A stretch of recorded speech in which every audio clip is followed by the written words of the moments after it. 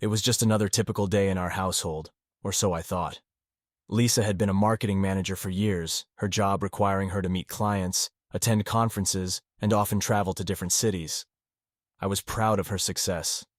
Her confidence and the way she effortlessly commanded attention at work always impressed me. But as time passed, her dedication to her career started to raise little red flags in my mind. I'd often dismiss them, chalking them up to my own insecurities. After all, Lisa had always been the more outgoing one in our relationship. I worked in IT, a job that had me sitting in front of a computer screen for most of the day. We led different lives, but I convinced myself that our differences were complementary. Where I was quiet and reserved, Lisa was the life of the party. She had a way of making people feel comfortable, of drawing them in with her charm and wit. I had grown used to the fact that Lisa would occasionally be away on business trips or come home late after entertaining clients. We had a strong relationship built on trust, or so I thought. That day started off like any other. I woke up to find Lisa already dressed, sitting at the kitchen table, sipping her coffee and scrolling through her phone. The sight was nothing unusual, but something about the way she seemed to be lost in thought caught my attention. I asked her if everything was okay, and she snapped out of her reverie with a quick, "Yes, everything's fine." Lisa was a creature of habit. Every morning, she'd have her coffee while reading through emails and preparing for the day ahead. I'd often tease her about her workaholic tendencies, but she'd just laugh it off, saying she enjoyed what she did.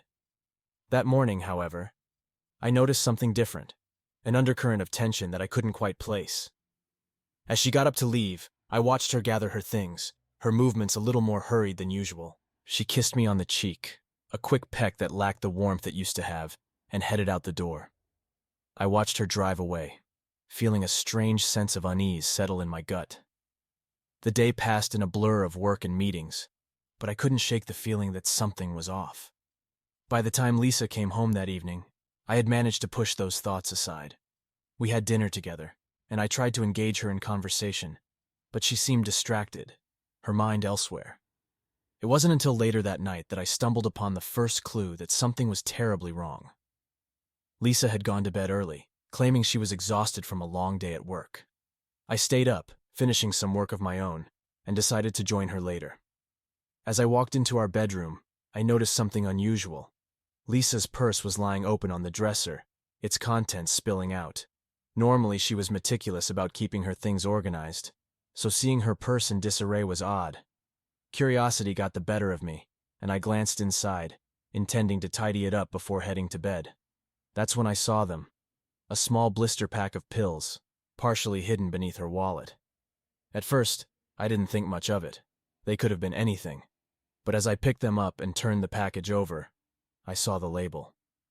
My heart skipped a beat as I read the words, "Birth control pills." My mind raced as I tried to make sense of what I was holding. Lisa and I had always been on the same page when it came to having children. We had discussed it multiple times and both agreed that we would start a family when the time was right. We had never used birth control, trusting that we would handle things naturally. So why, then, was she secretly taking these pills? I felt a cold sweat break out on my forehead as I stood there, frozen in place. A million questions flooded my mind. Was Lisa seeing someone else? Was this the reason she had been so distant lately? I could feel my heart pounding in my chest, the weight of my suspicions threatening to crush me. I quickly put the pills back in her purse, careful not to disturb anything else, and left the room. My thoughts were a tangled mess as I tried to process what I had just discovered. I wanted to confront her immediately, demand an explanation, but something held me back. I needed to be sure before I made any accusations. I needed proof. As I lay in bed that night, next to a woman I no longer felt I knew, I made a decision. I would find out the truth, no matter what it took.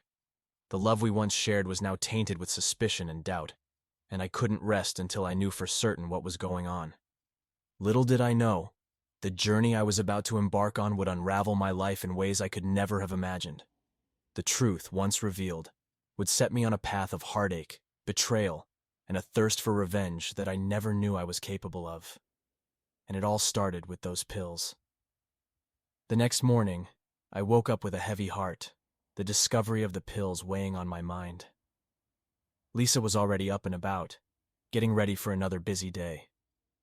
I watched her from the doorway as she moved around the kitchen, her back turned to me.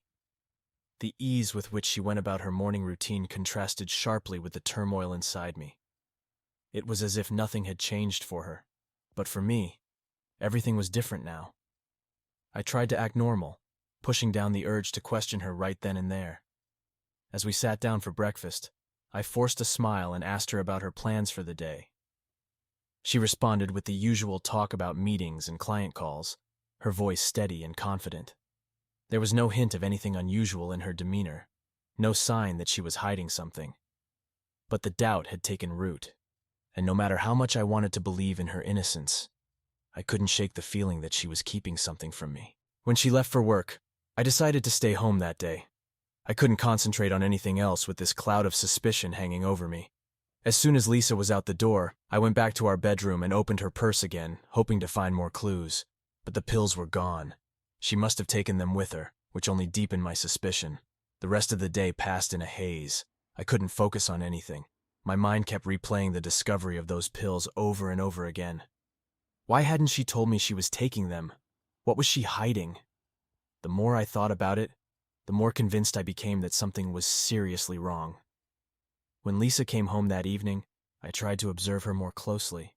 I noticed little things that had never bothered me before. The way she avoided eye contact when I asked about her day, the way she quickly changed the subject when I mentioned our future plans.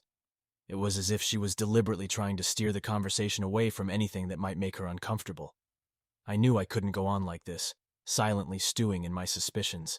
I needed to confront her, but I didn't want to do it without some kind of evidence. That night, I resolved to find out what those pills were really for. I would wait until Lisa was asleep and then search her things thoroughly. But Lisa was always one step ahead. That night, she stayed up later than usual, watching TV in the living room. I waited in our bedroom pretending to be asleep, but my mind was racing. It wasn't until well past midnight that she finally came to bed. By then, I was too tired to do anything except close my eyes and try to get some rest, though sleep didn't come easily. The next day, Lisa left for work as usual, and I was left alone with my thoughts. I knew I couldn't keep going on like this, second-guessing every move she made. I needed to take action. So I decided to take a more drastic step. I would install hidden cameras around the house. It wasn't a decision I made lightly. The thought of spying on my own wife felt wrong on so many levels, but I couldn't see any other way to get the answers I needed. The trust between us had already been broken by my discovery of those pills. And now, I was willing to do whatever it took to uncover the truth. The installation process was quick and efficient. I placed cameras in strategic spots: our bedroom, the living room, and the kitchen. I made sure they were well hidden, positioned in places where Lisa wouldn't notice them. The idea of watching her every move made me feel uneasy, but I kept telling myself that it was necessary. I needed to know if my fears were justified, or if I was simply being paranoid.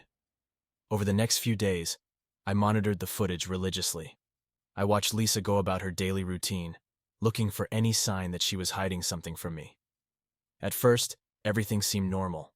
She went to work, came home, cooked dinner, and spent time on her laptop, just like she always did.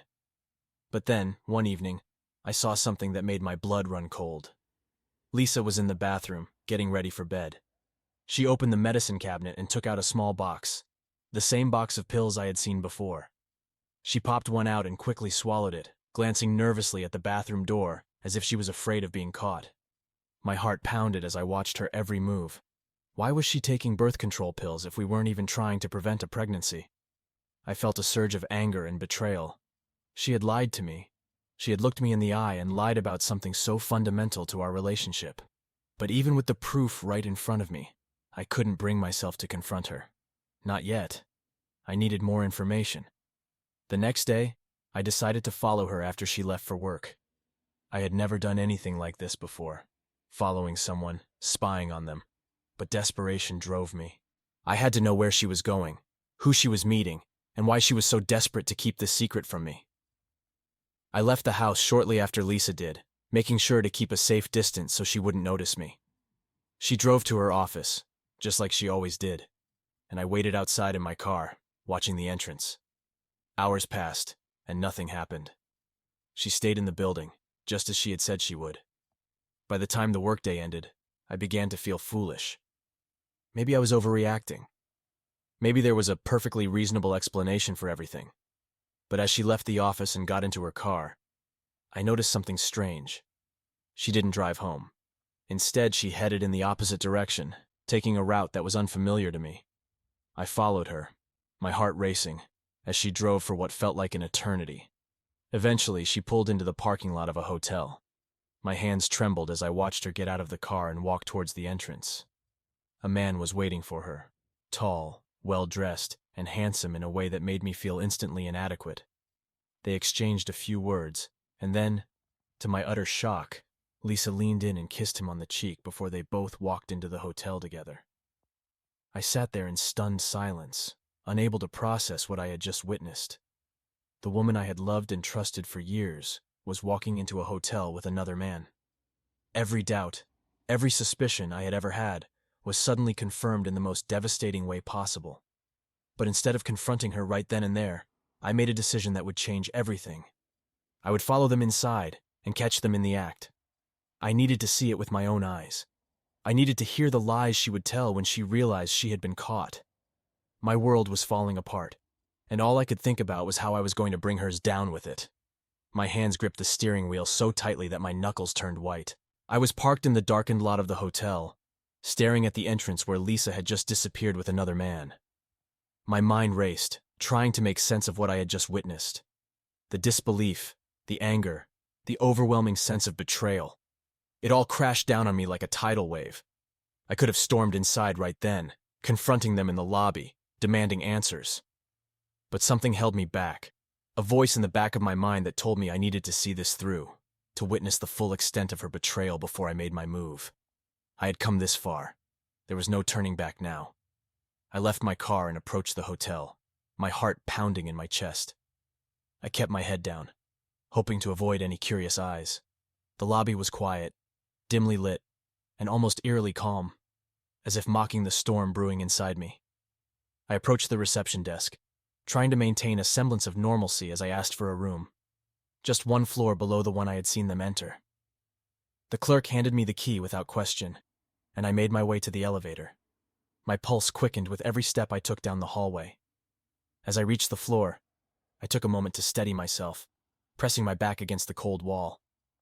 I needed to think, to gather my thoughts before I did anything rash. I still didn't know who this man was, what kind of relationship he had with my wife, or how long this had been going on. All I knew was that I was about to find out, and it terrified me. Their room was just down the hall, the door slightly ajar as if they were too preoccupied to notice. I could hear muffled voices from within, indistinct but unmistakably familiar. I edged closer, my breath catching in my throat as I recognized Lisa's voice, the tone of it soft, affectionate, words she hadn't spoken to me in a long time. I clenched my fists, trying to hold back the urge to barge in. Then I heard it, Lisa's voice, a low moan, followed by a breathy whisper. "Go deeper." My heart sank into my stomach as the sounds of passion filled the hallway, confirming my worst fears. The betrayal was real, and there was no denying it now. My wife, the woman I had devoted my life to, was in that room with another man, their intimacy a brutal slap in the face. I couldn't stand it any longer. The anger, the humiliation, it all boiled over. With a rush of adrenaline, I charged forward, slamming the door open with a force that reverberated through the walls. The scene that greeted me was one I would never forget. There they were, tangled in each other's arms, lost in the throes of their illicit affair. Lisa's eyes flew open in shock as she saw me standing there, her face draining of color.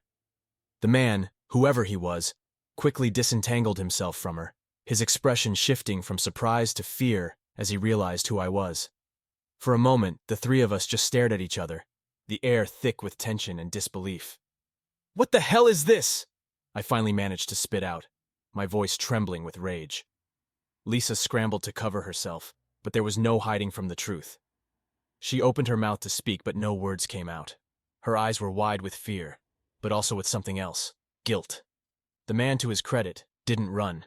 Instead, he stood there, looking at me with a mixture of defiance and apology. It was clear he had no idea who I was, but he knew enough to understand the gravity of the situation. "Listen, man, I didn't know," he started, but I cut him off. "I don't want to hear it," I snapped, my voice thick with fury. I took a step forward, my fists clenched, ready to lash out at him. But before I could make a move, Lisa leaped off the bed, positioning herself between us. "Tom, please," she begged, her voice trembling. "It's not what you think. Just let me explain." I laughed bitterly, the sound harsh and grating even to my own ears. "Not what I think? How stupid do you think I am, Lisa? I followed you here. I've seen everything." "There's nothing left to explain." She looked desperate, tears welling up in her eyes as she reached out to me. "Tom, please, I'm sorry. Sorry?" I roared, finally losing control. "You're sorry? For what? For lying to me? For sneaking around behind my back? For fucking some guy in a hotel room?" The man took a cautious step back, clearly understanding that he was in serious danger. Lisa's eyes darted between us, panic evident on her face. She knew I was on the brink of doing something I'd regret. "Tom, let him go," she pleaded. "This isn't his fault, it's me. I messed up. I don't know what I was thinking." I could barely hear her over the sound of my own heartbeat, pounding in my ears like a war drum. Every word she spoke felt like another knife in my back, twisting deeper with each apology, each pathetic excuse. I didn't care about the man anymore.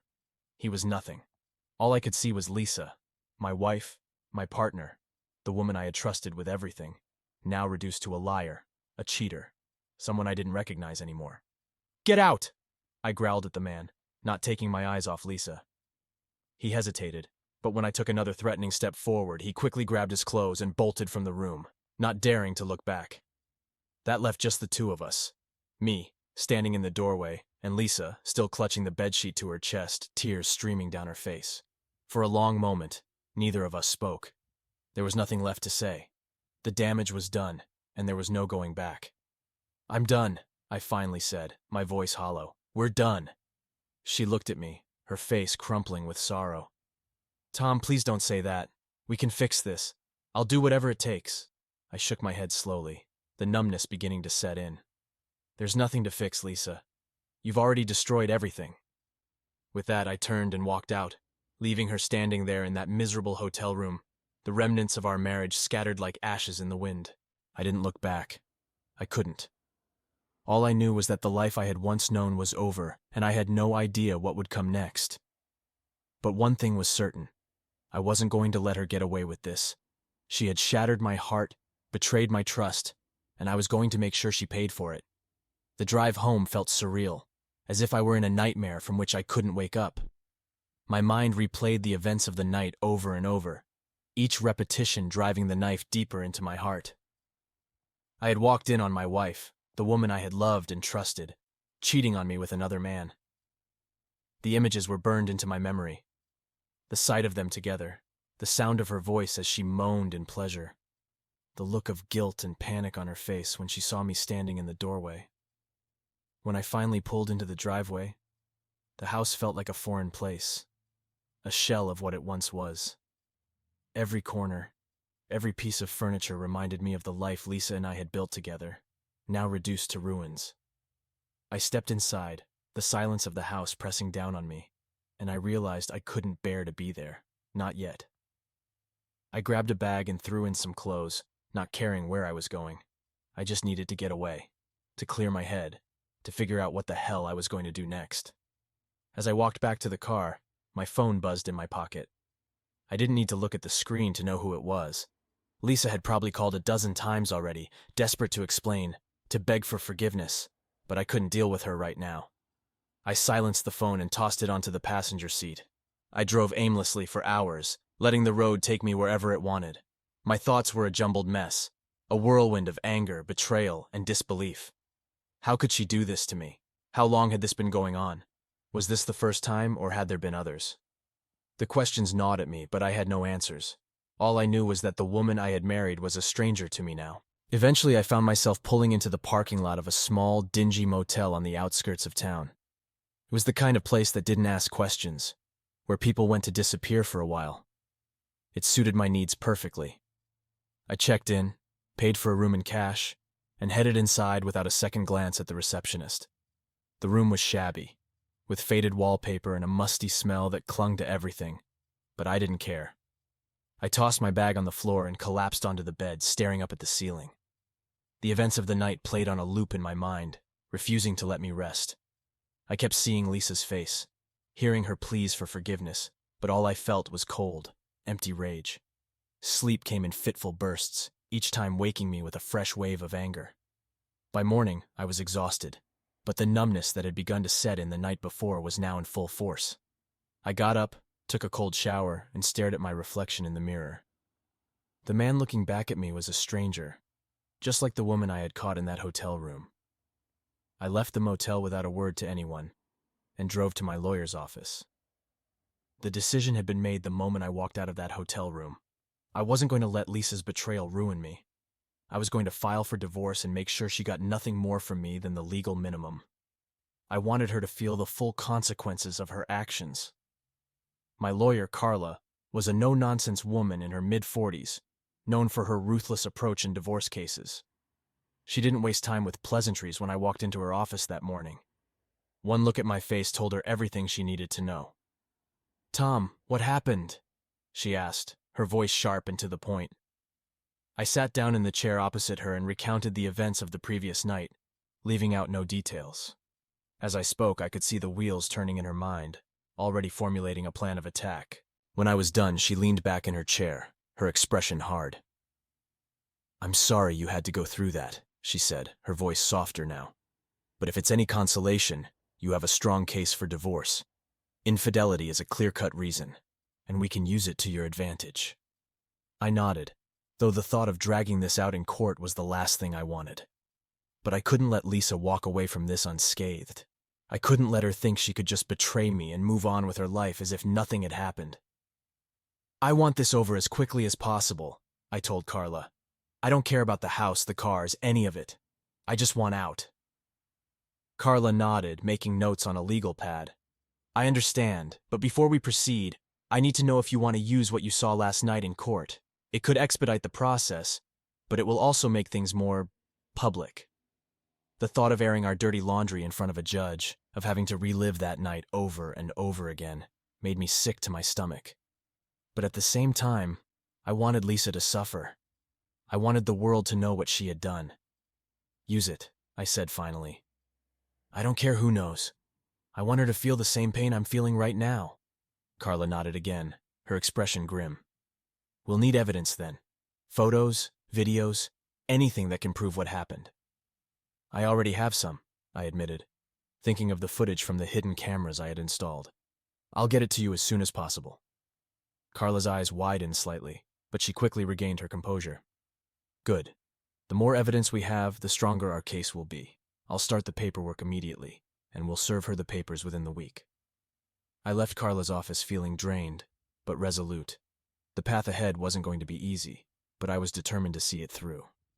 Lisa had made her choice, and now she would have to live with the consequences. There was no going back. The marriage I had once cherished was dead, and all that remained was the cold, hard reality of its demise.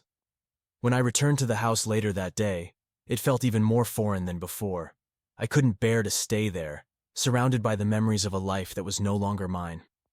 I packed a few more things and headed back to the motel, deciding to stay there until the divorce was finalized. The thought of facing Lisa, of having to endure her apologies and excuses, was more than I could handle.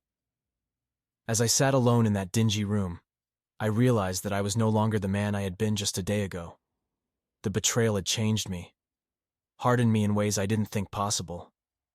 The love I had once felt for Lisa was gone, replaced by a cold determination to make her pay for what she had done. I didn't know what the future held, but one thing was certain. I would never let anyone betray me like that again.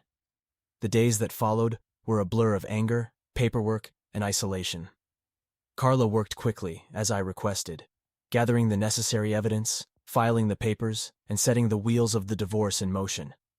I gave her everything she needed: the footage from the hidden cameras, the timeline of events, and the details of Lisa's deceit.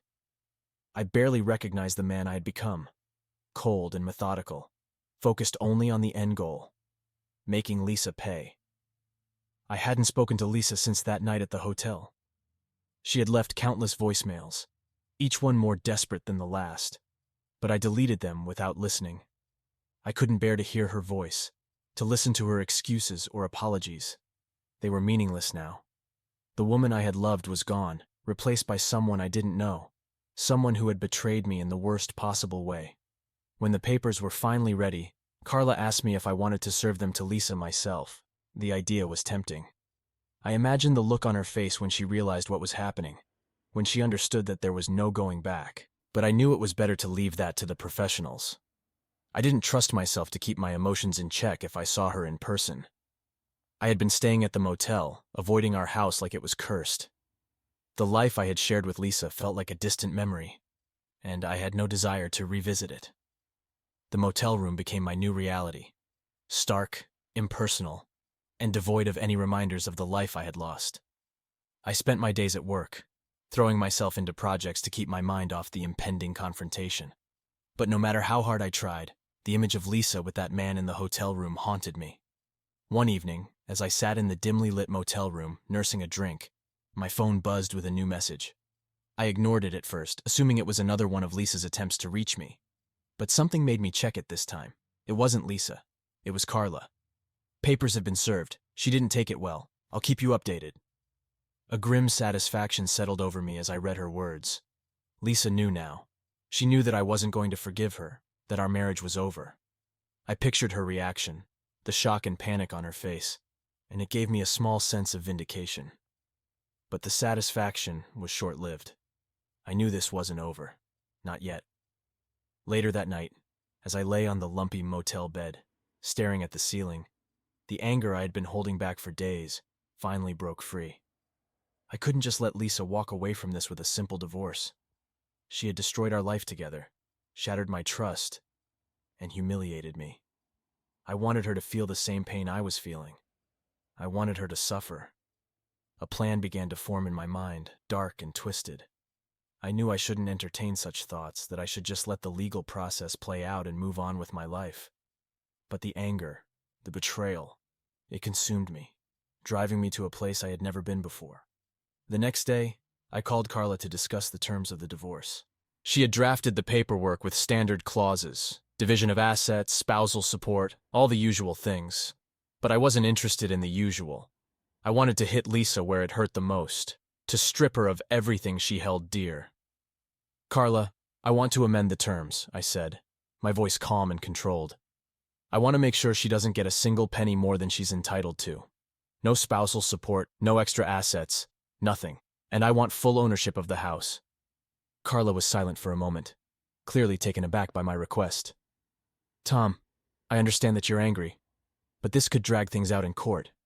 Lisa's lawyer might fight back, especially if we push for the house." "I don't care," I replied coldly. "She betrayed me, Carla. She doesn't deserve anything. I want to make this as painful for her as possible." Carla sighed, but she didn't argue. "All right. I'll make the changes and send them over. Just be prepared for a fight." That was exactly what I wanted. A fight. I wasn't going to let Lisa get away with what she had done. I was going to make sure she regretted every moment of her betrayal. The days passed slowly, each one more unbearable than the last. I kept myself busy, meeting with Carla, reviewing documents, and planning my next move. But the rage inside me never subsided. It simmered beneath the surface, waiting for the right moment to explode. Finally, the day came when I would have to face Lisa again. Carla had scheduled a mediation meeting, hoping to settle the terms of the divorce without going to court. I dreaded the thought of seeing Lisa, of being in the same room as her. But I knew it was necessary. This was my chance to make her see the consequences of her actions. The mediation took place in a sterile conference room, the kind with beige walls and uncomfortable chairs. Carla and I arrived early, going over our strategy one last time. I could tell she was worried about me, about the intensity of my anger, but she didn't say anything. She knew I was determined to see this through. When Lisa arrived, I forced myself to stay calm, to keep my emotions in check. She looked different, haggard, almost, as if the weight of what she had done was finally catching up to her. But I didn't feel sorry for her. I couldn't. All I could see was the woman who had betrayed me, who had destroyed everything we had built together. She sat across from me, her eyes avoiding mine, and I could see the tension in her every movement. Her lawyer, a middle-aged man with a slick demeanor, tried to break the ice, but I wasn't interested in pleasantries. I wanted this over with. The mediation started off civil enough, with both sides presenting their demands. Lisa's lawyer was pushing for a fair division of assets and spousal support, citing her contributions to our life together. But I wasn't having any of it. "She doesn't deserve anything," I said, cutting him off. "She cheated on me. She lied to me. She destroyed our marriage. Why should she get a single penny?" Lisa flinched at my words, her eyes finally meeting mine. I could see the guilt and regret in her gaze, but it didn't soften me. If anything, it fueled my resolve. "Tom, please," she began, her voice shaky. "I know I messed up. I'm sorry. But we've been together for so long. We can't just throw everything away." "That's exactly what we're doing," I replied coldly. "You threw everything away the moment you decided to betray me. You don't get to walk away from this with anything." Her lawyer tried to argue, but Carla shut him down, laying out the evidence we had. Proof of Lisa's infidelity, the hidden camera footage, the text messages. It was all laid bare, every sordid detail of her betrayal. Lisa's face crumpled as she listened, her hands trembling as she tried to hold back tears. In the end, there was no contest. The evidence was overwhelming, and Lisa's lawyer knew it. He made a last-ditch effort to negotiate, but Carla held firm. The terms were clear: no spousal support, minimal assets, and the house was mine. Lisa would walk away with nothing but the clothes on her back. When the mediation was over, I felt a strange sense of emptiness. I had won, but it didn't feel like a victory. The woman I had loved was now a broken shell, and I had played a part in breaking her. As she left the room, I caught a glimpse of the pain in her eyes, and for a moment I almost felt sorry for her. But then I remembered the betrayal, the lies, the humiliation. I hardened my heart, reminding myself that she deserved this. She had made her choice, and now she was paying the price. I walked out of the building, the cool evening air hitting me like a wave. For the first time in weeks, I felt a sense of finality. The divorce wasn't officially over yet, but the worst part was behind me. Now, all that was left was to move on with my life, to rebuild from the ashes of what Lisa had destroyed. But as I drove back to the motel, a new thought began to creep into my mind. The divorce had stripped Lisa of everything material, but was that enough? Had she truly paid for what she had done? The anger inside me wasn't satisfied. It whispered dark thoughts, ideas of how I could make her suffer even more. I shook my head, trying to push the thoughts away. I'd already gone too far, allowed my anger to consume me. But the seed had been planted, and as much as I tried to ignore it, I knew that the thirst for revenge hadn't been quenched. There was still a part of me that wanted to see Lisa broken, to make her feel the same pain she had inflicted on me, and I knew that I wouldn't rest until that desire was fulfilled. The satisfaction of the mediation victory faded quickly, leaving behind an emptiness that gnawed at me day and night. The divorce was moving forward as planned. Carla was handling the final details, and it was only a matter of time before it would be official.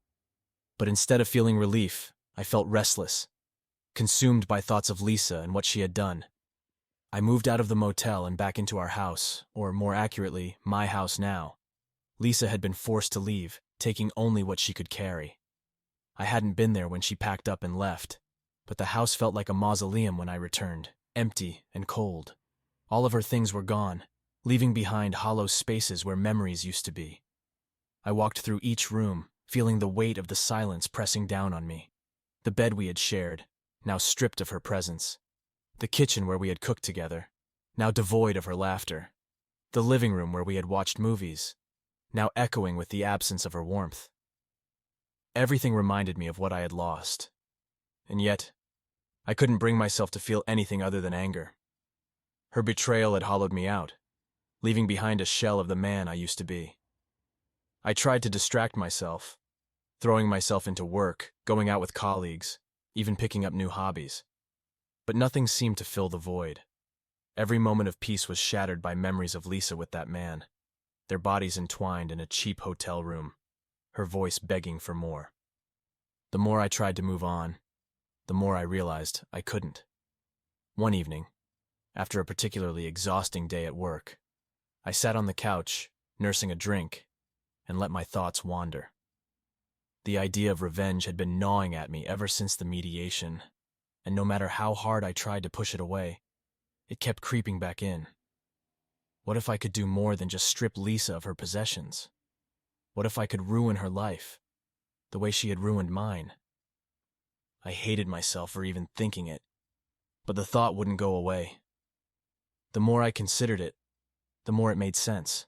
Lisa had taken everything from me. My trust, my love, my sense of security.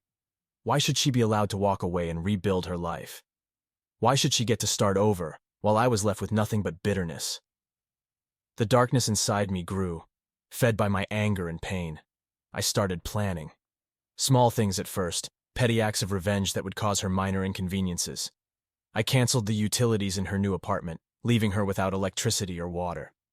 I called her boss, anonymously of course, and hinted at her inappropriate relationships with clients, hoping to tarnish her reputation. I knew it wasn't enough, but it gave me a twisted sense of satisfaction, knowing I was causing her grief. But it wasn't enough, not nearly enough. My thirst for revenge grew with each passing day, and soon I found myself contemplating more extreme measures. I started digging into her life, reading her emails, tracking her social media, following her around when she wasn't expecting it. The more I learned, the more I wanted to destroy her. I wanted to make her suffer, to feel the same crushing despair she had inflicted on me. It was during one of these obsessive surveillance sessions that I learned something that sent me spiraling further into darkness. Lisa had started seeing someone new, a man named Ryan, a coworker from her marketing firm. They had been seen together at a few work events, and I could tell from the photos on social media that it was more than just a professional relationship. The rage that erupted inside me was unlike anything I had ever felt before. How could she move on so easily?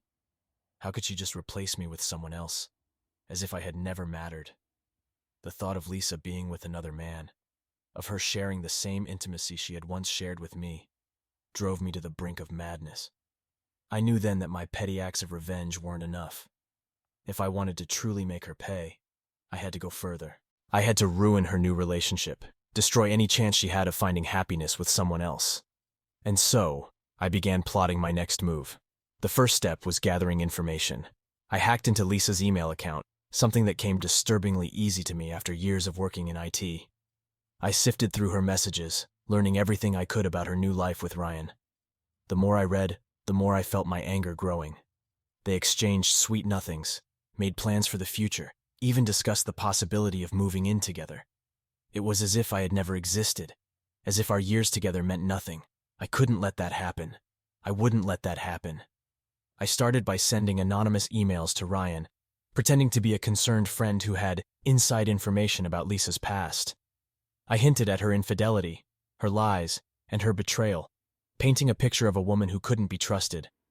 I wanted to plant the seeds of doubt in his mind, to make him question everything he thought he knew about her. But that wasn't enough. I needed more than just rumors. I needed proof. So I set up a meeting with a private investigator, someone who could dig up dirt on Lisa and Ryan, someone who could give me the ammunition I needed to destroy them both. The investigator, a grizzled man in his 50s who had seen it all, didn't ask too many questions. He understood the assignment, and within a few weeks he delivered. The photos were damning. Lisa and Ryan in intimate moments, sneaking around like teenagers, completely oblivious to the fact that they were being watched. I had everything I needed to blow their relationship apart, to expose Lisa for the liar and cheat that she was. I printed the photos, along with the investigator's report, and sent them to Ryan's office, making sure they would be delivered directly to him. I could only imagine his reaction when he opened the envelope, when he saw the evidence of Lisa's betrayal laid out in front of him. It would be like a bomb going off in his life, just as it had in mine. Days passed, and I waited for the fallout. I monitored Lisa's social media, checked her emails, even drove by her apartment a few times, waiting for signs that my plan had worked. And then finally I saw it. A post from Ryan, cryptic and angry, clearly directed at Lisa. The comments that followed hinted at a breakup, accusations of lies and deceit. My plan had worked. I had destroyed her new relationship, just as she had destroyed ours. But as I sat there, reading the fallout from my actions, I didn't feel the satisfaction I had expected. Instead, I felt hollow, empty. The revenge I had sought for so long hadn't brought me the closure I thought it would. It had only deepened the darkness inside me, making me realize just how far I had fallen. I'd become someone I didn't recognize, someone consumed by anger and bitterness. And in the process, I had lost everything: my marriage, my sense of self, even my humanity. The realization hit me like a ton of bricks, leaving me reeling. I had won, but at what cost? What had I become? As I sat there, staring at the wreckage of my life, I knew that I had to make a choice. I could continue down this path of destruction, letting my anger consume me until there was nothing left. Or I could try to find a way back, to rebuild the pieces of my life that were still salvageable. But could I do that? Could I find redemption after everything I had done? The answer wasn't clear, and as the darkness closed in around me, I realized that the hardest part was still ahead. The days after I sent those photos were some of the loneliest I'd ever experienced. I had accomplished what I set out to do. Lisa's new relationship was in shambles, and she was left alone, just like I had been. But the victory was hollow. The darkness that had driven me to seek revenge hadn't dissipated. Instead, it had settled into a permanent place in my soul, tainting everything I touched. I avoided the house, spending most of my time at work or driving aimlessly through the city. The place that had once been a home now felt like a prison, filled with ghosts of the past that I couldn't escape.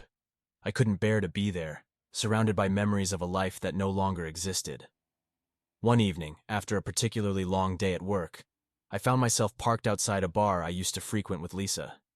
It was a small, dimly lit place that held too many memories, but I couldn't bring myself to drive away. I needed a drink, something to numb the pain that had become my constant companion. The bartender, a familiar face, greeted me with a nod as I took a seat at the bar. He didn't ask any questions, just poured me a whiskey and left me to my thoughts. The drink burned as it went down, but it did nothing to dull the ache inside me. I stared into the glass, my mind a whirl of regret and bitterness. I hadn't seen or heard from Lisa since the mediation, but I knew she was struggling. Mutual friends had stopped by to check on me, their concern thinly veiled as they probed for information about the divorce. I could tell from their hushed tones and awkward silences that Lisa's reputation had taken a hit. Word had gotten out about her infidelity, and the social circle we had once shared was starting to turn against her. Part of me wanted to feel satisfied, to revel in the fact that she was getting what she deserved. But another part of me, a part I had tried to bury, felt nothing but sadness. This wasn't who I was supposed to be. I wasn't meant to be consumed by hatred, to derive pleasure from someone else's suffering, even if that person was Lisa. I was lost in thought when I felt a hand on my shoulder. I turned to see Mark, one of my oldest friends, standing beside me. He looked worried, his brow furrowed as he took a seat next to me. "Tom," he said quietly, "you've been off the radar for a while. I've been trying to reach you." I hadn't responded to any of Mark's calls or texts in weeks. I couldn't face him, knowing he would see right through me. But now, here he was, and I couldn't ignore him. "Sorry," I muttered, taking another sip of my drink. "I've just had a lot on my mind." Mark nodded, signaling to the bartender for a drink of his own. He waited until his glass was in front of him before speaking again. "I heard about the divorce. I'm really sorry, man. I can't imagine what you're going through." I shrugged, trying to appear nonchalant, but the words hit me harder than I expected. "It is what it is." Mark watched me closely, his eyes filled with concern. "Look, I know you're hurting, but I've heard some things about Lisa. Things that make me worry about you." I stiffened, my grip tightening on the glass. "What have you heard?" "People are talking, Tom. They're saying she's having a rough time. She's lost a lot. Her job, her friends, everything. And I'm not saying she didn't deserve consequences for what she did, but this isn't like you." I felt a surge of defensiveness rise up in me. "What do you mean, this isn't like me?" "She cheated on me, Mark. She destroyed our marriage. Why should I care about what happens to her now?" Mark sighed, his expression softening. "I know she hurt you, and I'm not defending what she did. But I'm worried about you. You're not the same guy I used to know. You're consumed by this anger and it's tearing you apart. I don't want to see you lose yourself over this." His words struck a chord, and I looked away, unable to meet his gaze.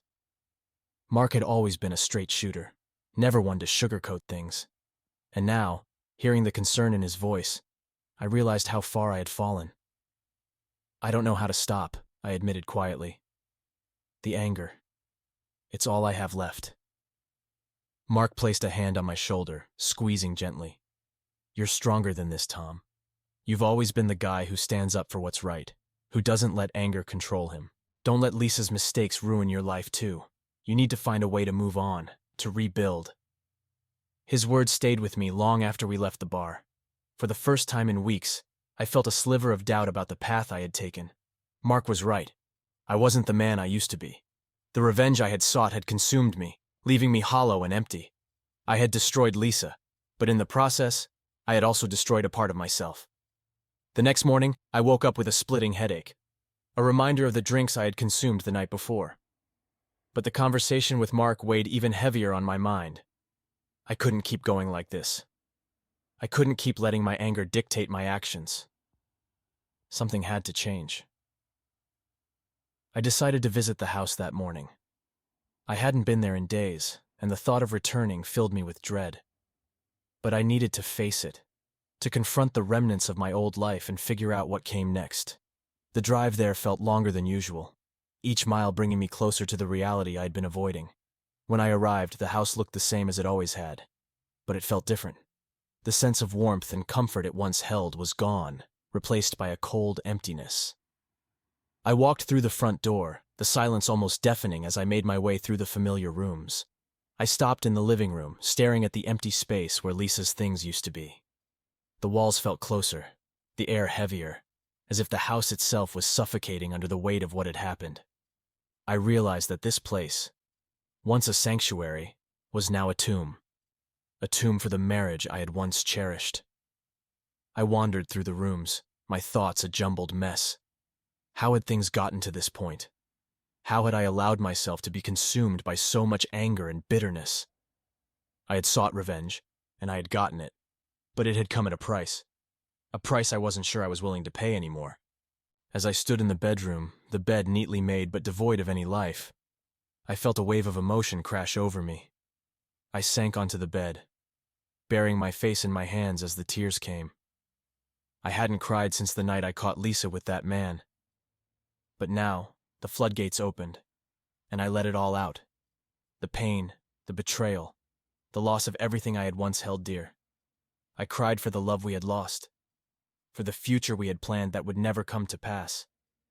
I cried for the man I used to be, the man who had been replaced by someone I no longer recognized. And most of all, I cried for the realization that revenge hadn't healed my wounds. It had only deepened them. When the tears finally subsided, I felt an overwhelming sense of exhaustion. But beneath that exhaustion was something else, an inkling of clarity, a sense that maybe, just maybe, it wasn't too late to change course. I had been so focused on punishing Lisa that I had forgotten to take care of myself, to allow myself to grieve and heal. I knew I needed help to find my way back from the darkness that had taken hold of me. I couldn't do it alone. I had been avoiding the people who cared about me, shutting them out in my quest for revenge. But now, I realized that I needed them more than ever. The first step was to reach out, to let them know that I was ready to start healing. I picked up my phone, the screen still showing missed calls and unread messages from friends who had tried to reach me. I scrolled through the list until I found Mark's number and hit call. The phone rang twice before he answered, his voice filled with concern. "Tom?" "Hey, Mark," I said, my voice shaky but resolute. I need to talk. I need help." Mark didn't hesitate. "Of course. I'm here for you, whatever you need." I took a deep breath, feeling the weight of my decision settle over me. It wasn't going to be easy. The path ahead was uncertain, and I knew it would take time to undo the damage I had done to myself. But for the first time in a long time, I felt a glimmer of hope. Hope that I could find my way back, that I could rebuild my life, even if it would never be the same. As I hung up the phone, I knew that the journey wasn't over. There was still a long road ahead, filled with challenges and difficult choices, but I was ready to face it, ready to start healing and to find peace after the storm. It wouldn't be easy, but I owed it to myself to try. The anger, the revenge.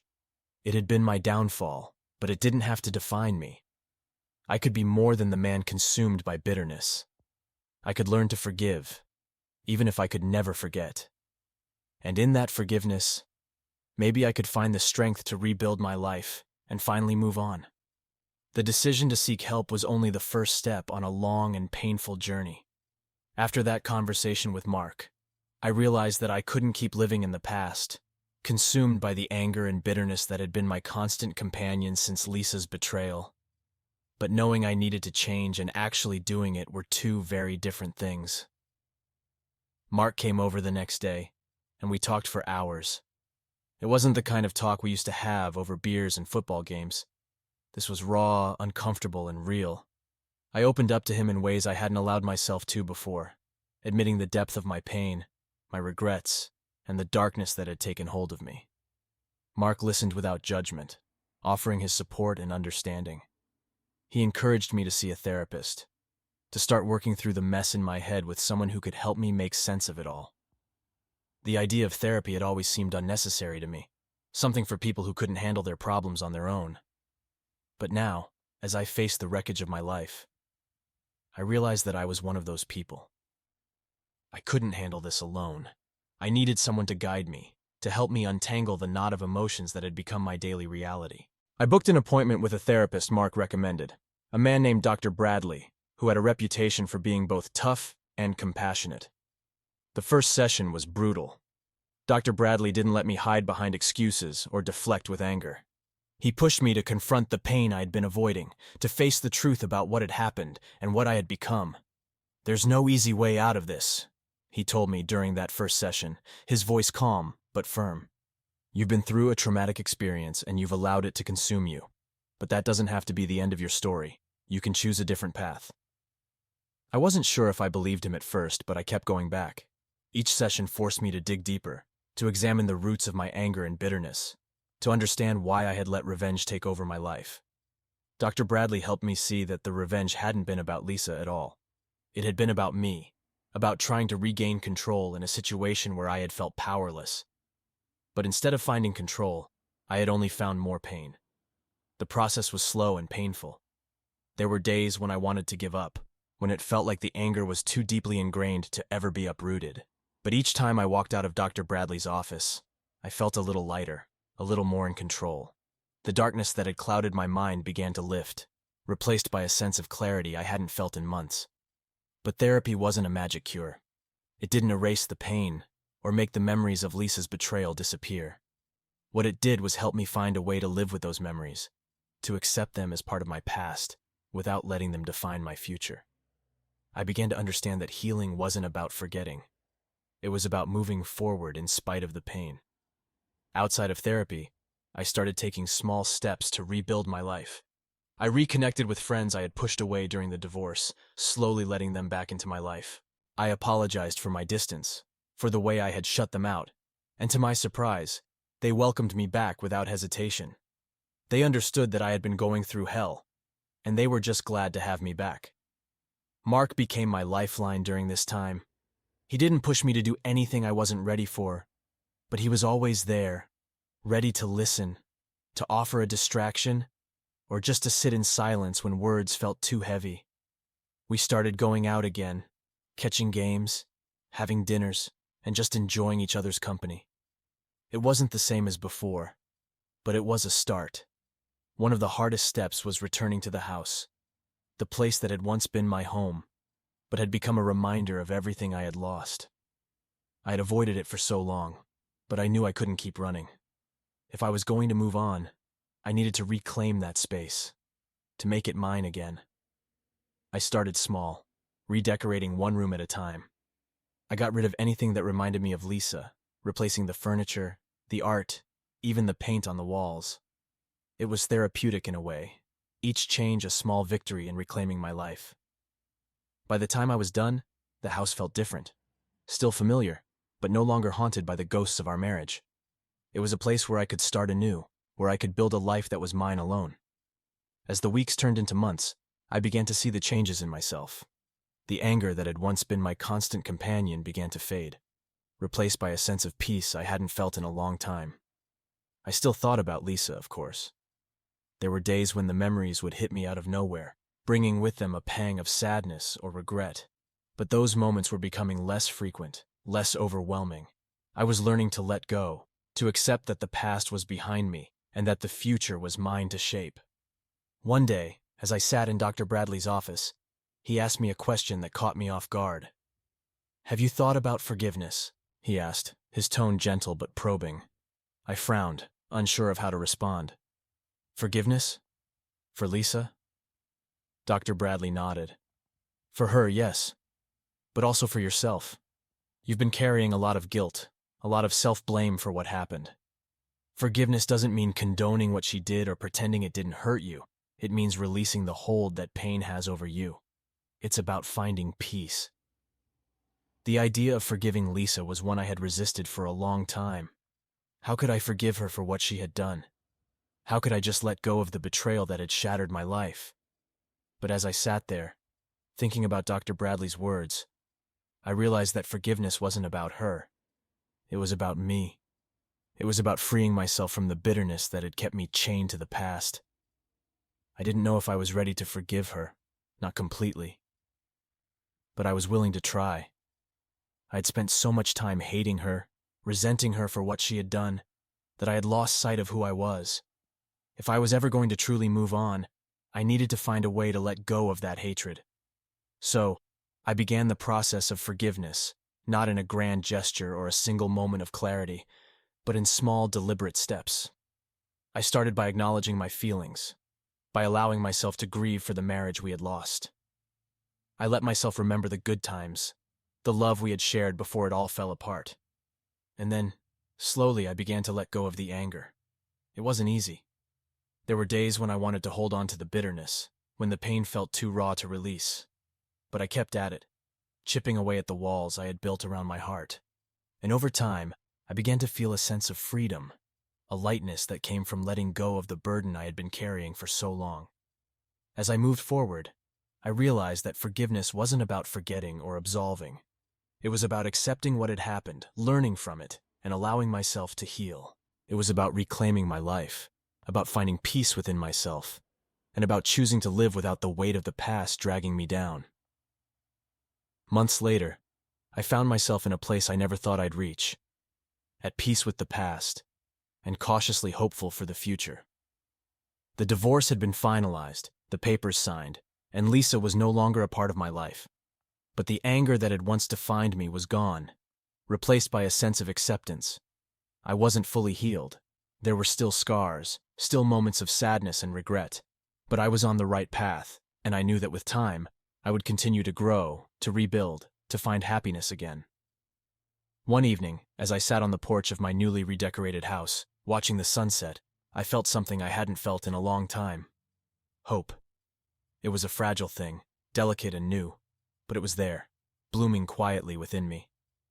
The road ahead was still uncertain, but for the first time, I felt ready to walk it, one step at a time, and as the sun dipped below the horizon, I whispered a silent goodbye to the past, knowing that I was finally ready to embrace whatever the future held.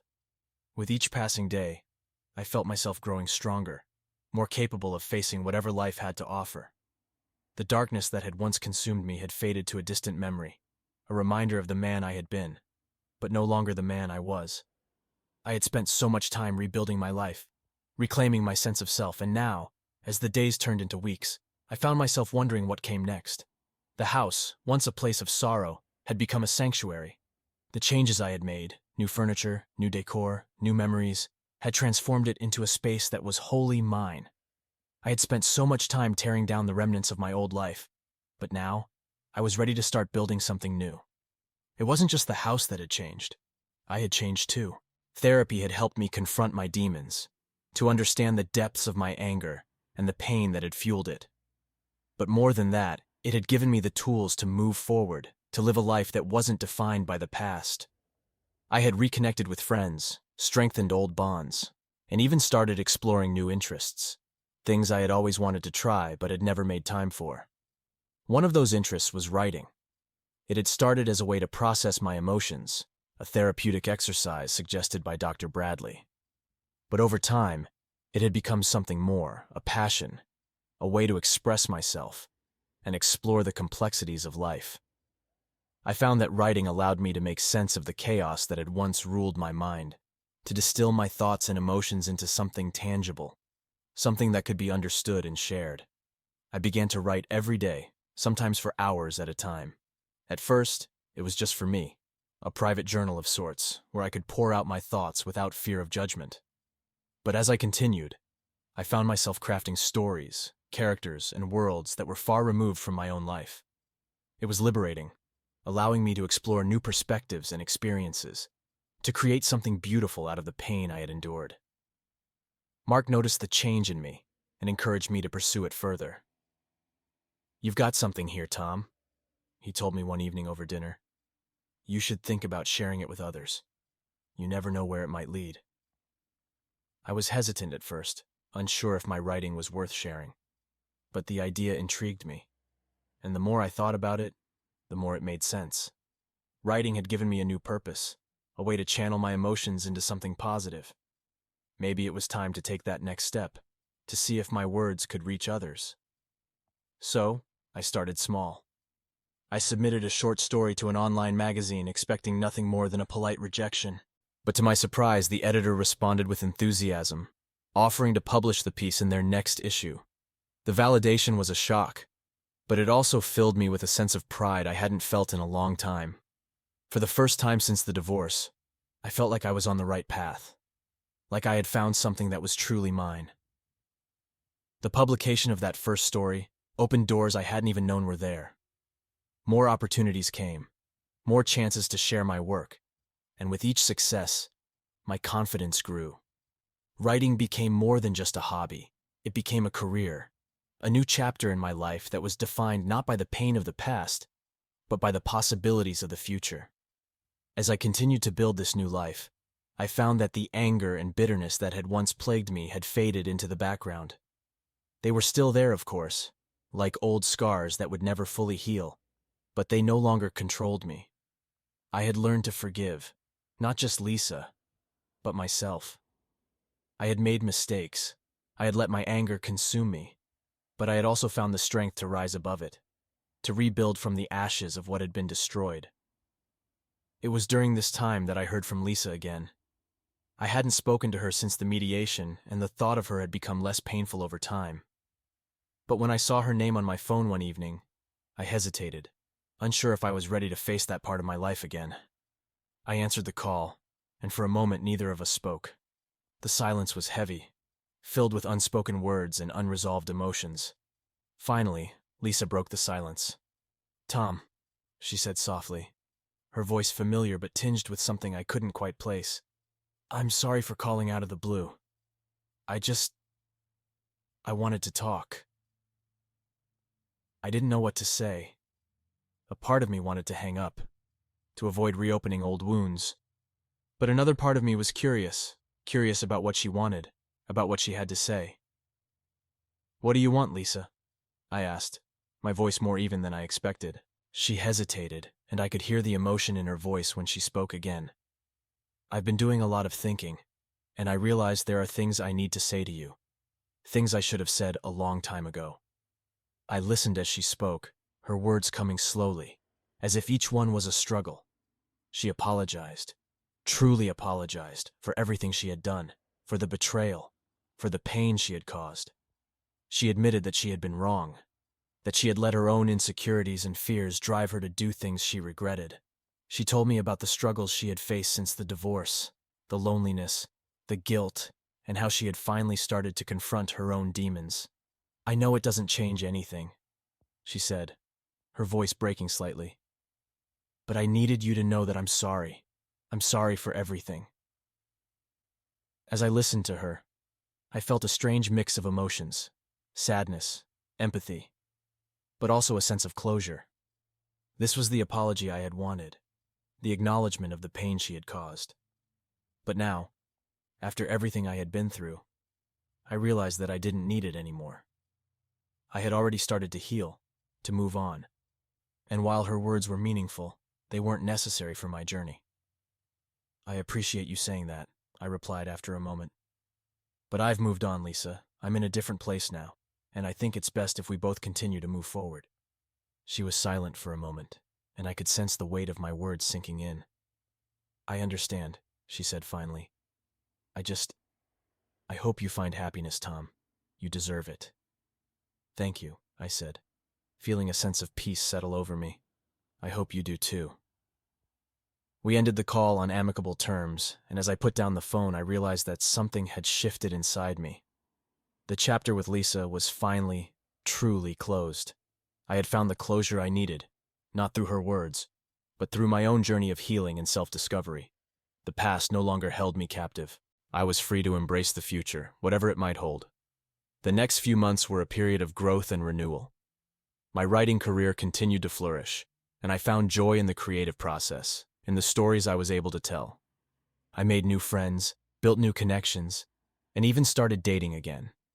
Not in a desperate search for love, but with an open heart, ready to see where life would take me.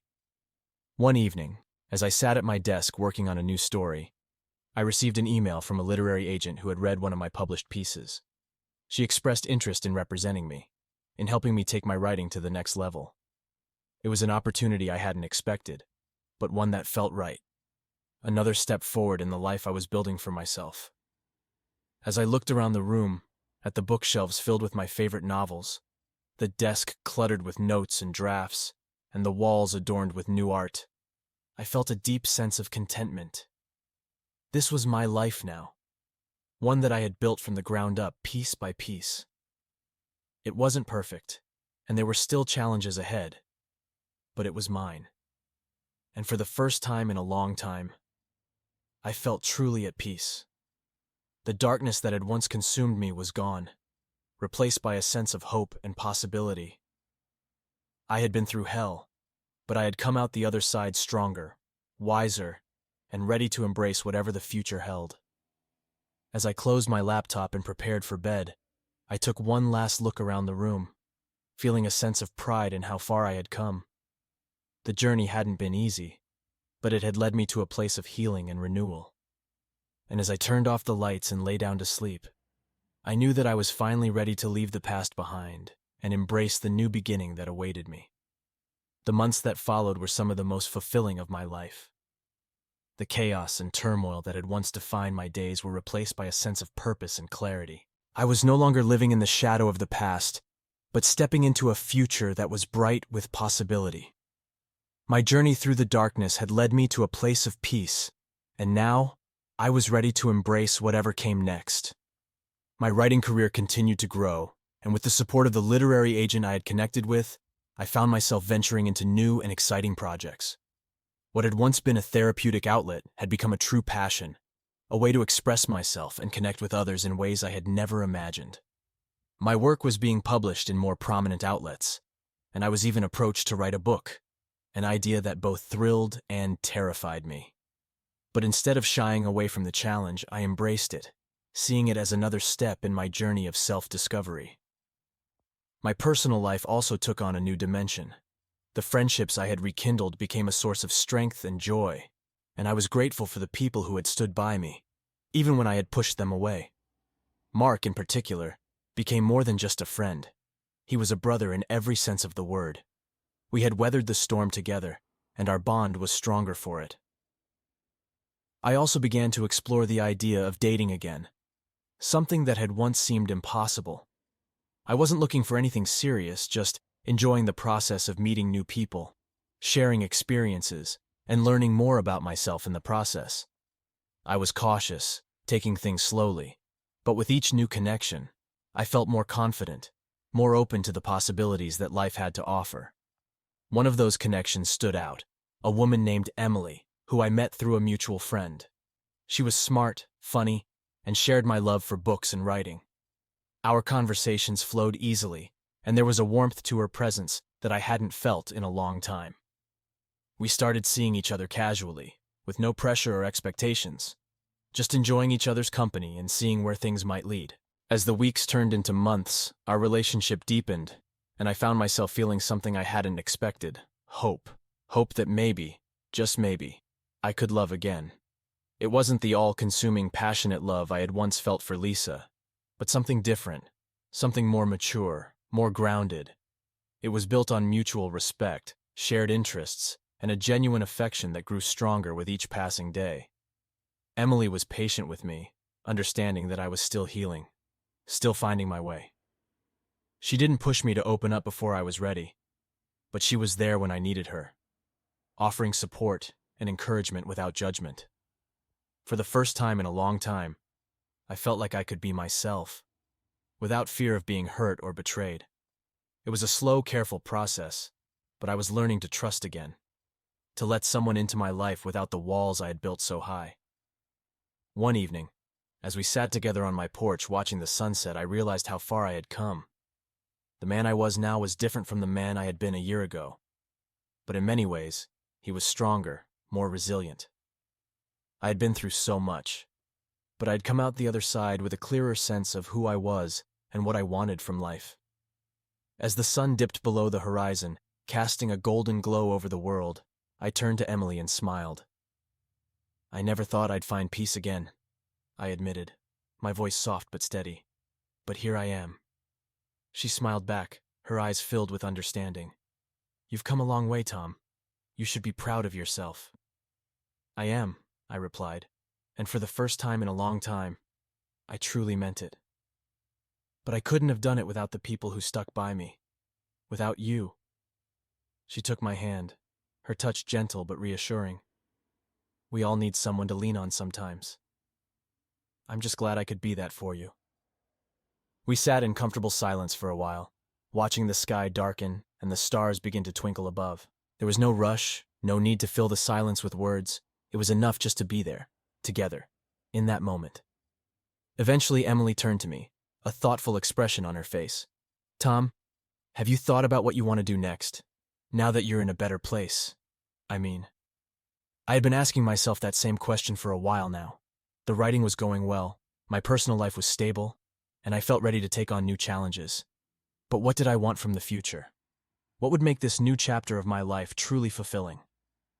"I've been thinking about that a lot," I admitted. "I love writing, and I want to keep pursuing that, but I also want to give back in some way, to help others who might be going through what I went through." Emily nodded, encouraging me to continue. "I've thought about maybe starting a support group, or writing about my experiences in a way that could help others. There's so much pain out there, so many people who feel lost and alone after going through something like this.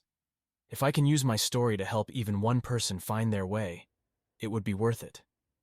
She squeezed my hand, her eyes shining with pride. "That's a wonderful idea, Tom. You've got so much to offer, and I know you'll make a difference." Her words filled me with a sense of purpose, a feeling that I was on the right path.